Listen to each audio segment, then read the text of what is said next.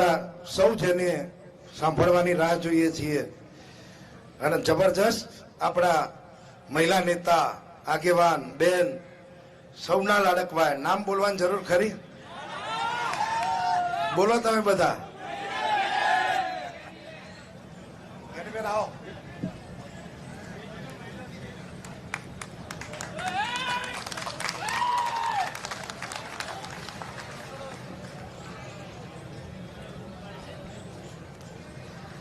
ગુજરાત પ્રદેશ કોંગ્રેસ સમિતિના પ્રભારી આદરણીય મુકુલજી વાસનિક સાહેબ, ગુજરાત પ્રદેશ કોંગ્રેસ સમિતિના પ્રમુખ આદરણીય અમિતભાઈ ચાવડા સાહેબ, ગુજરાત પ્રદેશ કોંગ્રેસ સમિતિના તમામ પ્રભારીશ્રીઓ, સ્ટેજ પર બિરાજમાન કોંગ્રેસ પાર્ટીના સૌ વરિષ્ઠ આગેવાનો, વડીલો, યુવાન ભાઈઓ, આપ સૌ ગુજરાતના ખૂણે ખૂણેથી પધારેલા સૌ કોંગ્રેસના કાર્યકરો, આગેવાનો, વડીલો, યુવાન ભાઈઓ અને બહેનો, મારી અગાઉ તેજાબી ભાષામાં આપણા કોંગ્રેસ પાર્ટીના તમામ આગેવાનોએ વાત કરી છે, એમાં હું મારો પોતાનો સૂર પુરાવું છું અને આવનાર સમયની અંદર ગુજરાતમાં જ્યાં વોટ ચોરી એ સમગ્ર દેશમાં જ્યારે જનનાયક રાહુલજીએ જે વ્યક્તિ દેશની ગાદી ઉપર હું ચોકીદાર છું એ રીતે લોકોના વોટ લઈને જ્યારે ચોરી કરી અને સત્તા ઉપર આવ્યા ત્યારે એને કોઈ ખુલ્લા પાડવાનું કામ ચેલેન્જ સાથે કર્યું હોય તો આ દેશના નેતા રાહુલ ગાંધીએ કર્યું છે. દેશનો વડાપ્રધાન લોકસભાની અને 250 જેટલા સાંસદો એક જ અવાજે કે વોટ ચોર ગાદી છોડ, વોટ ચોર ગાદી છોડ, આનાથી એના માટે કરીને ઢાંકણીમાં પાણી લઈને આ દેશના વડાપ્રધાનને મરી જવું પડે અને છતાં પણ ગાડી છૂટતી નથી. સાહેબ, આ ભારતના બંધારણમાં આપણને કોઈએ બાબા સાહેબ આંબેડકરે આપ્યું હોય, આ દેશના બંધારણે આપ્યું હોય તો દેશની અંદર એક વ્યક્તિને એક વોટનો અધિકાર, ચાહે ગરીબ હોય, કોઈ ધર્મનો હોય, ગમે તે હોય, પણ એને કોઈ આપણને સમાન અધિકાર મળ્યો હોય તો આપણને વોટનો અધિકાર મળ્યો છે. અને વોટનો અધિકાર શા માટે? કે આ દેશની અંદર, વિશ્વની અંદર સૌથી કોઈ મોટો લોકશાહી દેશ હોય તો એ આપણો ભારત દેશ છે. આ રાજ્યની અંદર સરકાર હોય, કેન્દ્રની સરકાર હોય, પંચાયતથી કરીને પાર્લામેન્ટ હોય, એ પ્રજાનો પ્રતિનિધિ એ સમય પ્રમાણે એનું કામ ના કરતો હોય, એ લોકોને વાયદા આપ્યા હોય પૂરા ના કરતા હોય અને ચાલુ શાસન હોય, એની સામે એ જનતાનો અવાજ ઉઠે અને 5 વર્ષની અંદર એ શાસન એને અનુકૂળ ના તો આપણને મતાધિકાર મારફત સત્તા પરિવર્તન માટેનો આપણને બંધારણીય હક મળેલો છે અને આપણો હક પોતાને સાચવી રાખવા માટે આપણે સૌએ આગળ આવવું પડશે. હું ઘણી વખત અમારા પ્રદેશના નેતાઓને પણ વાત કરતી અને મેં પોતે અનુભવેલું છે કે ગુજરાતની અંદર વોટ ચોરી એ આ દેશની અંદર કઈ અત્યારથી નથી થતી. રાહુલજીએ બિહારની સભામાં કીધું હતું કે ગુજરાત એ વિકાસ મોડેલ નથી, આ ગુજરાતી વોટ ચોરીનું મોડેલ છે અને એની શરૂઆત એ આ ગુજરાતની અંદરથી થઈ છે. 2017ની હું ચૂંટણી લડતી હતી એ ટાઈમે મારા મત વિસ્તારમાં 3 તાલુકા આવે અને 3 તાલુકાની અંદર જે મતદાર યાદી પ્રસિદ્ધ થવાની હોય છેલ્લી, ત્યારે 1 મહિનો મારા પોતાના વ્યક્તિગત પ્રશ્નની મારા ત્યાં ચોકી માટે રાખવામાં આવતો કે ભાઈ આ ખબર રાખજો કે આ છેલ્લે દાડે ખોટા મતદારો દાખલ કરવામાં આવશે.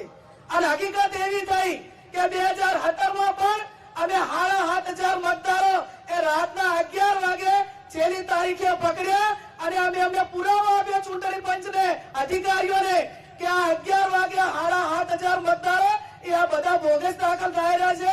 25 નામ તો દાખલ થયા, ચૂંટણી પંચે કે વહીવટી તંત્રે કોઈ પગલા ના લીધા. 2022ની વિધાનસભાની ચૂંટણી એ પણ સેમ કે જ્યારે 1 મહિના પહેલા ગ્રામ પંચાયતની ચૂંટણીમાં મતદાન કર્યું અને વિધાનસભાની ચૂંટણીના 2 મહિના પહેલા એક ગામમાંથી 50 મતદારો એને કેન્સલ કરવા માટેનો ટાર્ગેટ નક્કી કર્યો અને એમાંથી 2-3 ગામોનો પુરાવો પણ અમારી સામે આવ્યો. અને પુરાવો આ તમે એમ જુઓ કે આ જે ગુજરાત સમાચાર છે એના 2022 નો 9/9/2022 ની આ પ્રેસ નોટ છે. એને મામલતદારને કે પ્રાંત અધિકારીને અમે આવેદન પત્ર આપી અને પુરાવા રજૂ કર્યા કે આ ભાઈ આવા લોકોએ આટલા વોટ ચોરી કરી છે. 2024 ની લોકસભાની ચૂંટણી હોય એ ચૂંટણીની અંદર બીજા જિલ્લામાંથી મતદાર યાદીમાં બનાસકાંઠાની અંદર નામ દાખલ કરવામાં આવ્યા. અને આ ચોખવટ હું એટલા માટે કરું છું કે મારી વોટ ચોરીની જે પ્રેસ નોટ હોય કે મારા પેજ ઉપર પોસ્ટર હોય તો એ ખાકી ચડ્ડી વાળા ભારતીય જનતા પાર્ટી વાળા સાહેબ એવો આક્ષેપ કરે કે ગેરીબેન તમે આ વોટ ચોરીનો આક્ષેપ લગાવો છો તો તમે બનાસકાંઠામાં કઈ રીતે જીત્યા? તો એમને હું કહેવા માંગુ છું કે તમે ચોરી કરીને કેટલી કરી? જે અમે 1.5-2 લાખે જીતવાના હતા એ 30,000 લાયા. પણ તમારા ચોરી માટેના પુરાવા જોતા હોય તો આજે પણ અમે આપવા માટે તૈયાર છીએ. એક બાજુ બિહારની અંદર તમે જોયું છે કે ભારતીય જનતા પાર્ટી ને એના સાથી પક્ષોની હાલત કેવી થઈ છે. જ્યાં મંત્રીઓ પ્રચાર માટે જાય કે રેલીમાં જાય તો લોકો ત્યાં દોડાવે છે. નોબત અત્યારે બિહારની અંદર આવી છે. ત્યાંના મંત્રીઓ લોકો વચ્ચે જઈ શકતા નથી. અને ભારતીય જનતા પાર્ટી સમગ્ર દેશમાં બિહારમાં બધા રાજ્યોની અંદર રાહુલજીને એમ કે અમારા દેશના વડાપ્રધાનનું અપમાન કર્યું છે, એમની માનું અપમાન કર્યું છે. તમે છેલ્લા 10-15-20 વર્ષથી તમે સોનિયાજી માટે અને રાહુલજી માટે કયા શબ્દો વાપરો છો તમને નથી દેખાતું. તમે એમને વખાણ કરો છો અને કોઈ થર્ડ પાર્ટી બોલે અને છતાં એને રાહુલજી ઉપર એટેક કરવામાં આવે છે. આવનાર સમયની અંદર જેમ જિગ્નેશભાઈએ કીધું કે આપણે ગુજરાતની અંદર અનેક સમસ્યાઓ છે, એ સમસ્યાઓ સામે લડવાનું છે. ચાહે બેરોજગારી હોય, ચાહે મહિલાઓના પ્રશ્નો હોય, ચાહે ખેડૂતોના પ્રશ્નો હોય કે વોટ ચોરીનો પ્રશ્ન હોય. આજે કોંગ્રેસના કાર્યકરને હું અભિનંદન આપું છું, ગુજરાત પ્રદેશ કોંગ્રેસ સમિતિના પ્રમુખ, કે જ્યાં અહીંયા અમને એવી ચોરી પકડી કે જ્યાંના ઉપર 108 કેસીસ દાખલ થયેલો છે. CR પાટીલ જે ગુજરાત પ્રદેશ નો ભાજપના પ્રમુખ હોય અને સૌથી મોટા બુટલેગરમાં કોઈનું નામ આવે તો CR પાટીલ નું આવે. અને એમને જયારે આ વહીવટી તંત્રનો દુરુપયોગ કરીને જયારે મતદાર યાદી સાથે આવડા ચેડા કરીને મોટા માર્જિનથી જીતવા માટેનું ગૌરવ અનુભવતા હોય તો એ તમારે ગૌરવ અનુભવવાની જરૂર નથી. તમે લોકશાહીનું હનન કર્યું છે, લોકશાહીની હત્યા કરી છે, લોકોનો અધિકાર મતાધિકાર છેનવા માટેનો પ્રયત્ન કર્યો છે. આવનાર સમયની અંદર આપણે સૌ ખભે ખભો મિલાવીને મતદાર યાદીની વાત હોય કે લોકોના પ્રશ્નો હોય એ ખભે ખભો મિલાવીને આવનાર સમયની અંદર કોંગ્રેસ તાલુકે ગામડે જઈને ઉજાગર કરશે. અને આ જે ચોરો છે તમે ચોર છો તો ચોર છો ને છો જ. અને ચોર એક જગ્યાએ નથી. તમે ભ્રષ્ટાચારમાં આખી યોજનાઓ કરી જવાની ચોરી કરવાનો તો કોઈ દાખલો હોય તો તમારા નામે છે. તમે લોકશાહીની અંદર કોઈ મતદારોની ચોરી કરીને અને એવા પ્રતિનિધિઓ તમે જીતાડો છો અને એવા ધારાસભ્યો તમે જીતાડો છો કે એમને તમે ખાનગી રીતે એવું કહો છો કે ભાઈ તમને ધારાસભ્ય તરીકે તમે તમારી તાકાતથી નથી બન્યા, તમને તમારા વિસ્તારના કોઈ પ્રશ્નો રજૂ કરવાનો કે વિકાસ માંગવાનો અધિકાર નથી. અમે જે વોટ ચોરી કરીને તમને જીતાડ્યા એટલે તમારે માત્ર ઊંચી આંગળી કરવાની છે.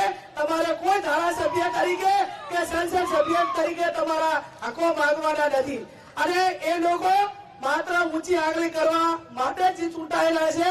એમને પણ જે તે વિસ્તારમાં જયારે આવે ત્યારે હવે જનતાએ એનો જવાબ માંગવા માટેનો સમય આવી ગયો છે. અને તમારામાં દમ હોય, તમારામાં તાકાત હોય તો કોંગ્રેસ પાર્ટી રાહુલજી ચૂંટણી પંચને ચેલેન્જ કરે ભાઈ તમને શેના મરચા લાગે છે? ચૂંટણી પંચને જવાબ માંગે ને તમને પૈસાની રીસ ચડે છે. તમે ચોર નથી તો તમે હાથે કરીને માથે શું કામ લ્યો છો? કોંગ્રેસ પાર્ટી ચૂંટણી પંચમાં જવાબ માંગે અને ચૂંટણી પંચ એમ કે તમારે રાહુલજીને એમ કે તમારે માફી માંગવી પડશે. અને ચોર કોટવાલને દંડાવી વાત કરો છો. તમે ચોરી કરી છે, દેશના લોકો જાણે છે, એવિડન્સ માંગો છો તો એવિડન્સ મળે છે, અને છતાં તમે કોંગ્રેસ પાર્ટીને એના નેતાઓ પાસે જવાબ માંગો છો. તો આ દેશની જનતાને હવે તમારાથી જે કઈ તમારા ઉપર જે કઈ તમે જે આ બધું કરતા હતા એનાથી બધાથી માહિતગાર થઈ ગઈ છે. આવનાર સમયની અંદર કોંગ્રેસ પાર્ટી ખભે ખભો મિલાવીને અને કોંગ્રેસના કાર્યકરોને મારી વિનંતી છે કે આપણો સેનાપતિ એવો છે કે ડરો મત અને ડરાવો મત. આ ભારતના બંધારણની અંદર ફાંસીથી વધારે બીજી કોઈ સજા નથી, અને દેશના લોકો માટે અને ન્યાય માટે કરીને કોંગ્રેસના કાર્યકર એ ફાંસીએ ચડશે ત્યાં સુધી આની હાર નહીં સ્વીકારે. અને એટલા માટે કરીને આવનાર સમયમાં આપણે સૌ સાથે મળીને કામ કરીએ એ શબ્દ સાથે આપ સૌનો ખૂબ ખૂબ આભાર.